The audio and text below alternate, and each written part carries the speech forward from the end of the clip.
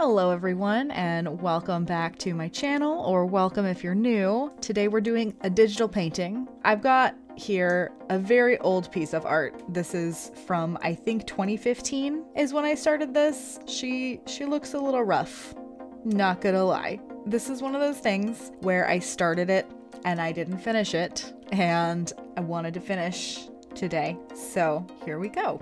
I think what I'm gonna start by doing is grouping these all together and just, oh, you can't see my layers. We'll bring those in. So, but yeah, we've got all the layers here, turn those back on, and I'm just gonna lower the opacity on the whole group here. Just a little bit, and make a new layer, and I'm just gonna start sketching over this to make it better. I don't know if this is gonna work. I think maybe we just want to redesign the whole thing. I'm just gonna, let's bring that back to full opacity.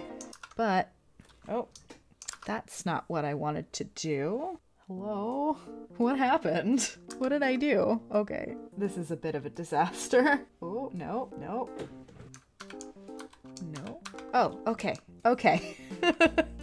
Pressing random buttons helped. Sometimes pressing random buttons help. Okay, so instead of Control 5, I'm gonna hit Control T to make this small, just to make it like a little reference. And we're gonna make the pose different from here.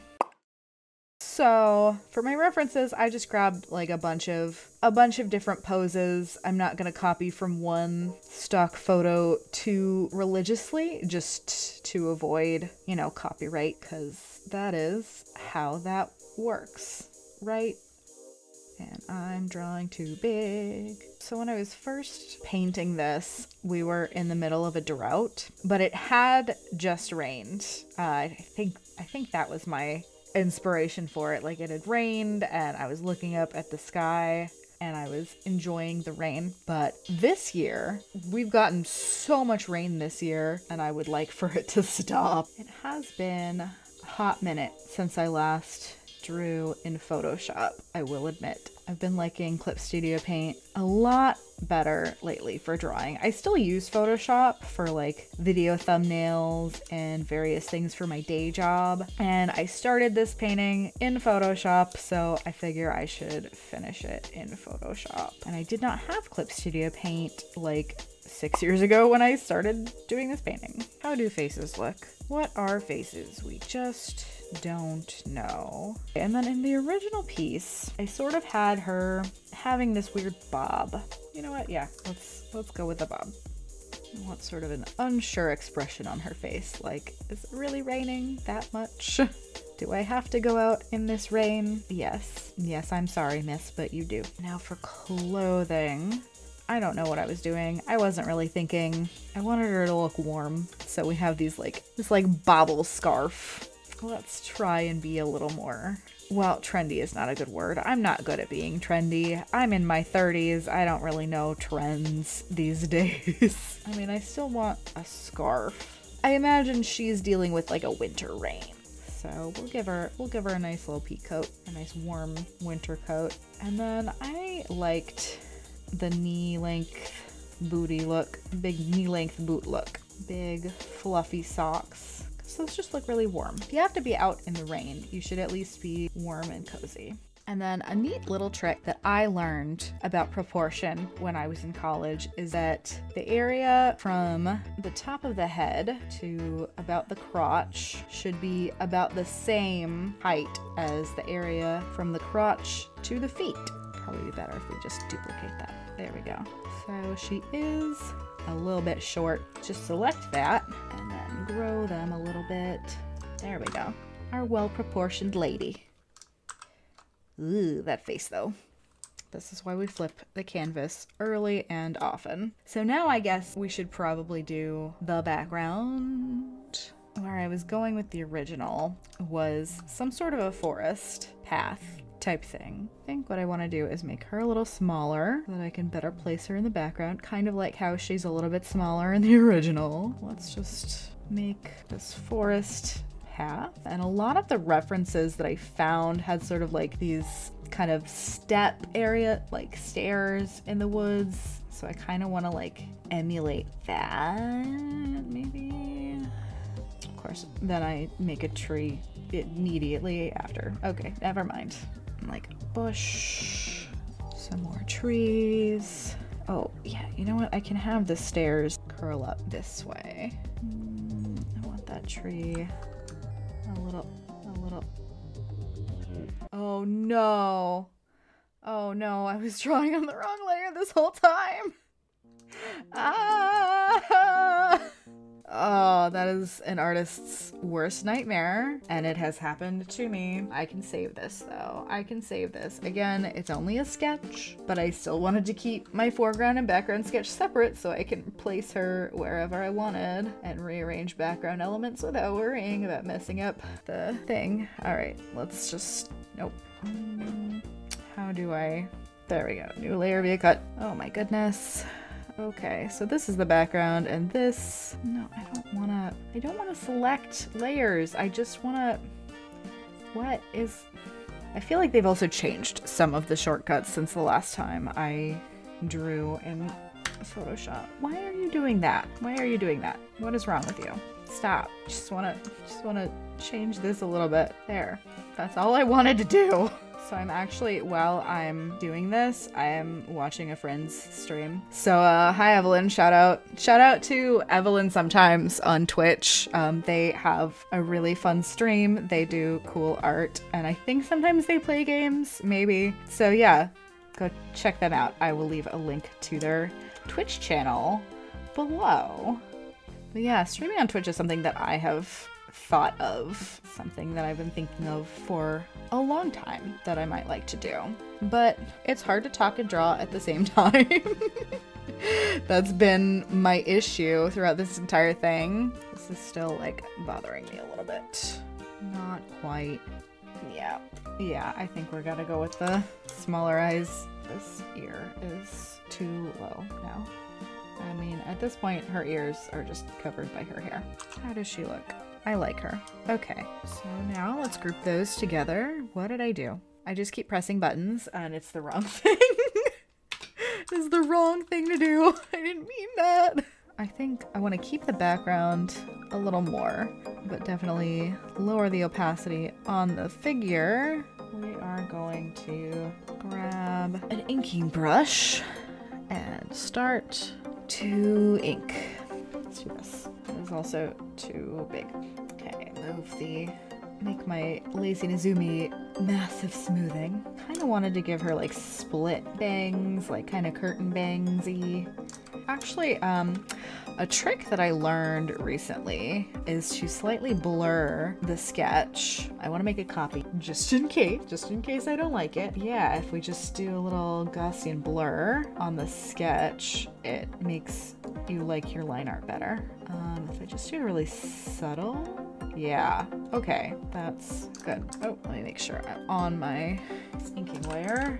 And yes, we are going to be painting this eventually, but I've been liking to ink my drawings even if I'm gonna be painting them, just because it makes it a little cleaner. You know, I've definitely changed my digital painting techniques since I started this particular painting. Sometimes I find it easier to draw in a certain direction, and that is where flipping the canvas comes in handy. I tend to have a love-hate relationship with the inking stage. Mostly hate. I find it hard to feel confident in my strokes. I've been getting better. I've been getting a lot better lately because I think I've been trying to do it more. I've been putting more effort in. And, you know, I kind of like this jagged pixely look, even though I know it's just because we're really zoomed in. But I think it's going well. I think this inking is going well so far, and I am proud of myself for the way that I am doing this.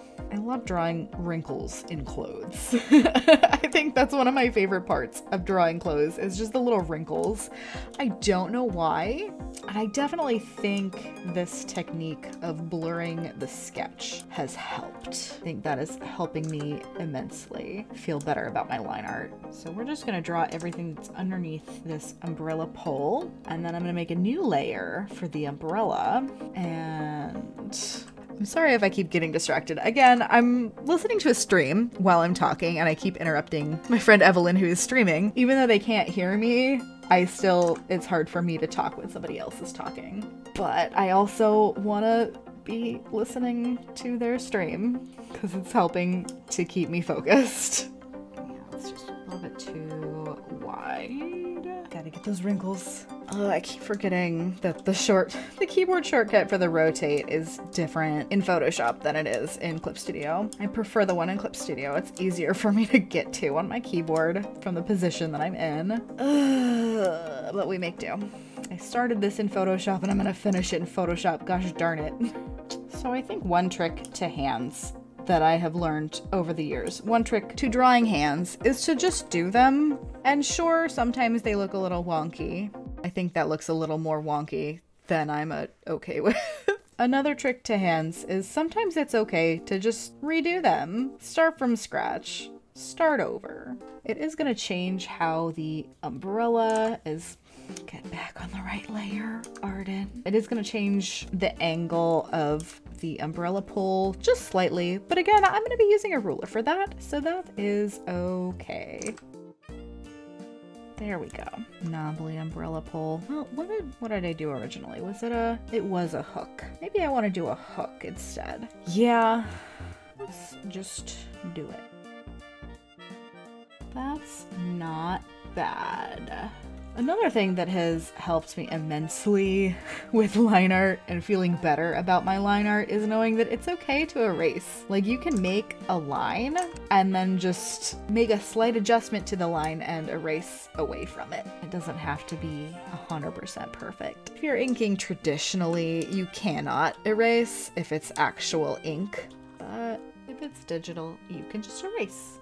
Button, give that a little bit of dimension. No, you know what? What I want to do. Work smarter, not harder. Photoshop tip. If you hold down Control and Alt at the same time when you have a selection, it copies the object. And just that. Again, working smarter, not harder. I'm just gonna erase away the bits of that I don't need. Making sure they're roughly evenly spaced. Yes, obviously this one is covered by the hand. Yeah! I love digital art. It makes things so much easier. Hi, baby. What? What? The cat just jumped up on my computer and nearly gave me a heart attack. He has turned it off before with his foot because the power button is on top. He and his brother both. What can you do? Cats. That's a really good hand. I was pretty much holding my breath the whole time. Another tip that I have for shoes, very similar to the ones about drawing hands, just do them, you know? And honestly, with feet and shoes, sometimes they're even easier than hands because people are looking at them less. They're usually not a focus of the picture. Okay, yeah, I have the figure inked. Now it is time for the umbrella.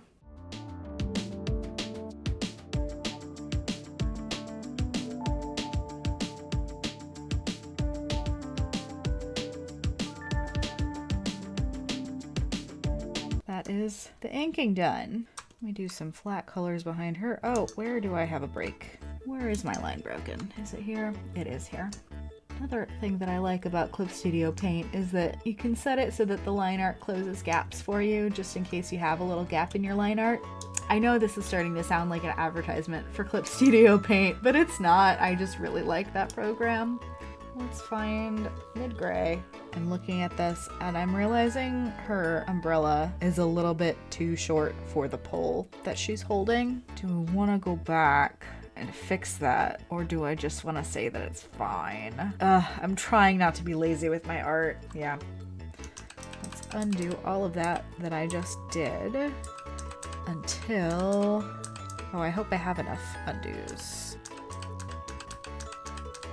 There we go. And now what we're gonna do is we're just gonna select this bit here, make it just a little bit bigger. Yeah, that looks a lot better. Okay, grab a medium gray, fill that in. Excellent. For the background, yeah, we'll do like 3 different. And knowing me, I will probably forget about all of these layers that I have just made, but it's the thought that counts, right? Let's just do like a gradient as the opposite direction I wanted that gradient. Do I want to have the figure visible or not? Yeah, I don't think I want. Turn that off.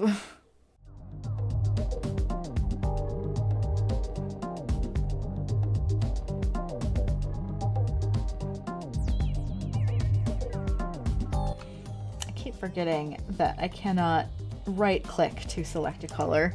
Again, like I can in Clip Studio Paint. Having used both, I definitely recommend using Clip Studio Paint for art over Photoshop. Photoshop is great for certain things, but yeah, I lost my train of thought. But yeah, for like drawing and painting, Photoshop is not the best. I am going to refine these background layers. I just wanted to rough them in first. That's, you know, that's how it works. You rough things in and then you refine them. That is what painting is, Arden. I hope you don't mind that I am occasionally talking to myself and, you know, giving myself notes as we go. That's just who I am. We're in like a spooky dead tree forest, I think. I'll add some leaves eventually. I just first want to rough in the branches. I'll add a little stump here. I do want to add a little bit of moss. It might be better if I used an actual like stipple brush, perhaps. Do I like that? I don't like that. I don't like that. Never mind. Okay, I've rearranged things. So now you can see what brush I'm using and the color. And I found a spatter brush that I like. Except I think that's going to be better suited for when I am doing the rendering stage. So I will keep that one in mind. Let's go back to the brush I was using before so we can finish blocking this in first. I think that's what we should do first. I was getting a little bit ahead of myself.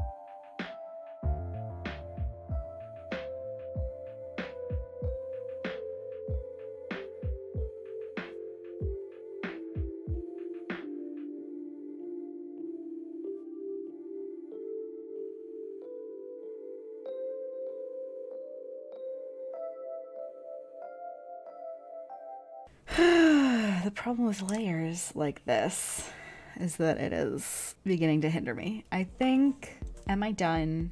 Am I done with the layers in the background? I think I am.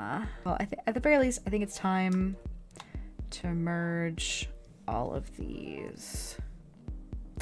That is the scariest part of any of this, is merging layers. But yeah, I think that is the way to go.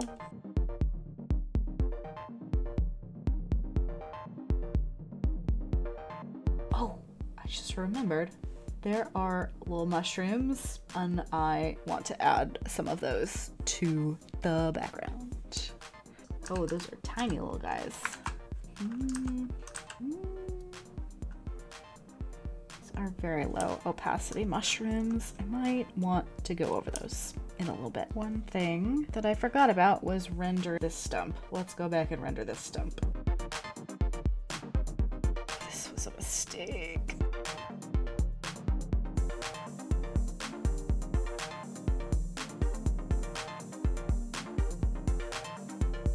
Time for colors. I never know how I like to do the flats. I always change it up like every single time I do something. This time I'm just doing it all mostly by hand. And let's see if we can find a good skin tone. Skin tones are tricky, especially because my screen tablet's colors are a little bit off from my monitor, so it's kind of hard for me to tell if I've picked a good color. I suppose it helps on my main monitor. I've got OBS up so I can see what it looks like on the normal monitor. This looks a little too pink. Oh man, yeah, that looks super pink and saturated. All right, can I do like a mid-tone?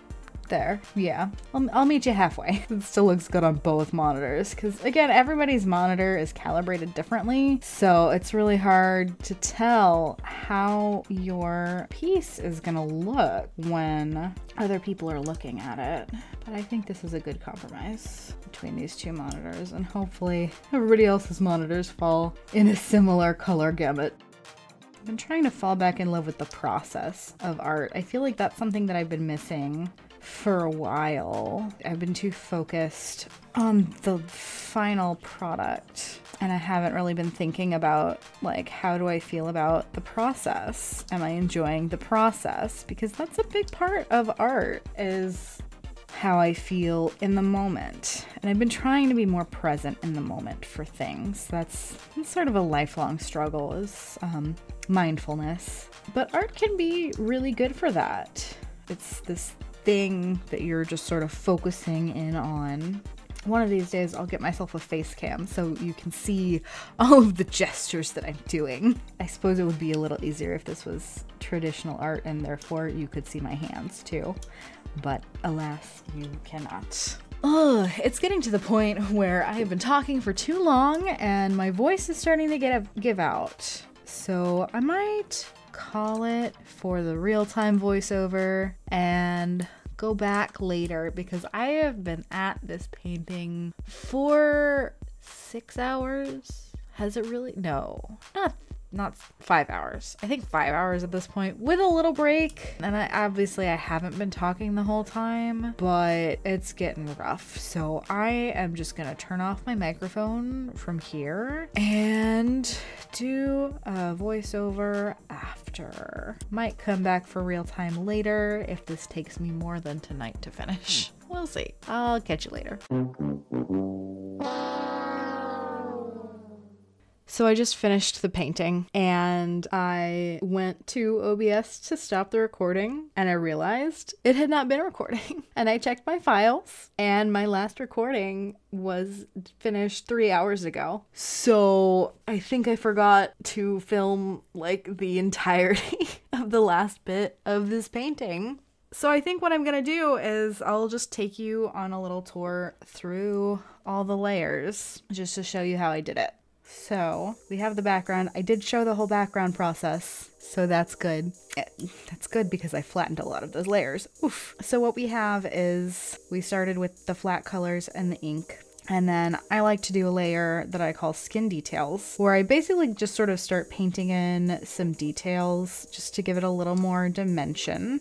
Then I have my shadows layer, basically just the main shadows. So here's without the shadows, with the shadows, gives it the form. And then I like to do ambient color, which is basically the colors that are near each other bouncing around each other. So you can see like on the collar, we've got that teal that's interacting with the red, and then the red bouncing back onto the teal, the red bouncing onto the face, and it gives the piece a bit more harmony to it. It kind of ties it all in together. And then of course we have our highlights, again without the highlights, with the highlights. That's where the cast light is. And then what I did this time, which I don't always do, but because I wanted this to be more painterly, I didn't want the lines showing, which also, I don't know if you noticed, but take these away. I did color in the line art a little bit so that it looked, again, more painterly. But anyway, so then after the highlights, on top of everything, I have this layer I call paint over, where I basically just took my brushes and I painted on top of everything. And that was just to add detail and again, get rid of more of those line effects. And then, because the whole point of this picture is that she's in the rain, I have my rain in several different layers. Then I have the wetness on the backgrounds and on her. Oh, and then of course I have my signature. So yeah, that is the finished piece. I'm really sad that I didn't capture the process for all of that painting, but you know what? It is what it is. I do want to zoom in on the face because I spent quite a lot of time. Hello, boys. My cats are, it's zoomy time. It's after midnight. I did spend quite a lot of time on the face, so I just want to give a little bit of show those details there. That's the finished piece. I hope you enjoyed this video. Leave a like if you liked it. Comment down below. What do you like to do in the rain? What do you do on rainy days? Would you ever go on a walk in the woods on a day when it's gonna rain, even if you have an umbrella? Subscribe to my channel if you want to see more of this. Hopefully I'll remember to actually capture the full piece next time. And thank you so much for watching. I will see you next time. Bye.